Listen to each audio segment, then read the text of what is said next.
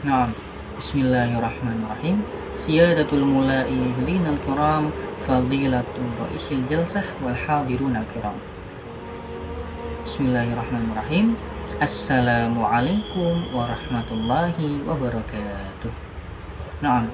Alhamdulillahilladzi wa kafa wassalatu wassalamu ala nabiyil mustafa wa ala alihi wa sahbihi wa man ikhtafa wa man sara ala sunnatihi ila yaumil wafa. Qala Allah ta'ala fil Qur'anil Karim ba'da a'udzu billahi minasyaitonir rajim. Bismillahirrahmanirrahim. Wal takum minkum ummatun yad'una ilal khair wa ya'muruna bil ma'ruf wa yanhauna 'anil munkar wa ulaika humul muflihun.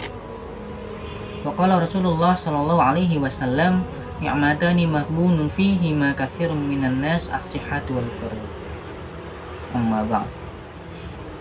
Yang pertama dan yang paling utama, tak lupa kita senantiasa panjatkan puji syukur atas kehadirat Allah yang telah melimpahkan kepada kita dengan berbagai limpahan rahmat, hidayah, inayah, bahkan nikmat-nikmatnya, sampai-sampai Rasulullah Shallallahu Alaihi Wasallam bersabda di dalam hadisnya, ni'matani maghbunun fihi ma katsirun minan nas as-sihhatu wal faragh.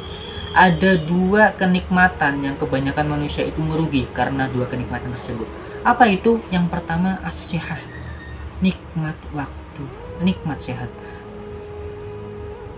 Seringkali kita harus didera dengan rasa sakit dulu, didera dengan perih, baru bisa mensyukuri, baru bisa menikmati apa itu nikmat sehat. Dan yang kedua al-faragh, nikmat waktu luang. Betapa banyak waktu luang kita yang terbuang secara sia-sia, terbuang dengan percuma, bahkan na'udzubillahi min dzalik, membawa kita kepada hal-hal yang bersifat maksiat. Na'udzubillahi min dzalik. Semoga kita senantiasa terhindar dari hal-hal yang bisa menjerumuskan kita kepada maksiat. Pada kesempatan kali ini, saya akan sedikit berbagi dengan teman-teman dari apa yang pernah saya pelajari tentang bagaimana cara memilih teman. Di dalam Quran surat Ali Imran ayat 110 disebutkan bahwa a'udzubillahi samii'il 'aliim minasyaitonir rajim, kuntum khaira ummatin ukhrijat lin-nasi ta'muruna bil ma'ruf wa tanhauna 'anil munkar wa tu'minuna billah. Kalian adalah umat terbaik, yaitu umat muslim. Kenapa? Karena kalian senantiasa menyeru kepada kebajikan, kepada hal-hal yang bersifat ma'ruf, wa tanhauna 'anil munkar, dan selalu mencegah dari hal-hal yang bersifat mungkar, wa tu'minuna billah, maka berimanlah kepada Allah. Di sini sudah ada 3 clue. Yang pertama, senantiasa bisa menyeru kepada kebaikan, sebagaimana yang telah disampaikan oleh Nabi di dalam hadis yang diriwayatkan oleh Bukhari dan Muslim. Haqqul muslim ala muslim khamsun, raddus salam wa iyadatul marid wa tiba'ul janais wa ijabatud da'wah wa tashmiqul 'atis. Hak seorang muslim terhadap muslim lainnya ada 5. Yang pertama, raddus salam, menjawab salam. Betapa penting menjawab salam. Kenapa? Karena telah disyariatkan oleh Nabi bahwasannya ketika kita mengucapkan salam, hukumnya sunnah. Akan tetapi ketika menjawab salam, maka hukumnya adalah wajib. Yang kedua, wa iyadatul marid, menjenguk orang yang sakit.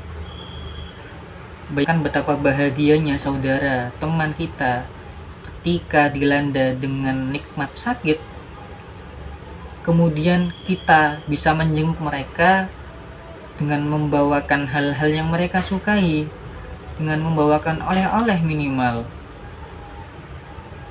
Tentu ketika mereka sembuh, mereka bisa lebih giat dalam beribadah, maka tak lain itu adalah salah satu ladang jariah kita. Dan yang ketiga, wattiba'ul janaiz, mengantarkan jenazah. Betapa besar keutamaan ketika seseorang bisa mengantarkan jenazah, karena telah disebutkan dalam hadis Nabi bahwasannya keuntungan atau pahala ketika seseorang bisa menyolatkan dan juga mengantarkan jenazah ke kuburannya, maka pahalanya bisa setara atau seukuran dengan 2 gunung Uhud.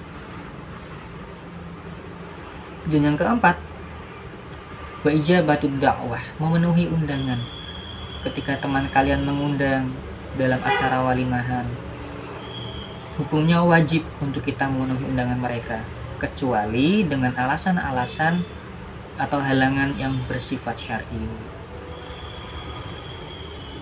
Apa maksudnya bersifat syar'i? Ketika kita tidak hadir di situ, maka kemudorotannya lebih besar daripada manfaatnya. Nah, memenuhi undangan ini juga salah satu hak kita untuk memenuhi hak muslim yang lainnya, karena kita selaku orang muslim.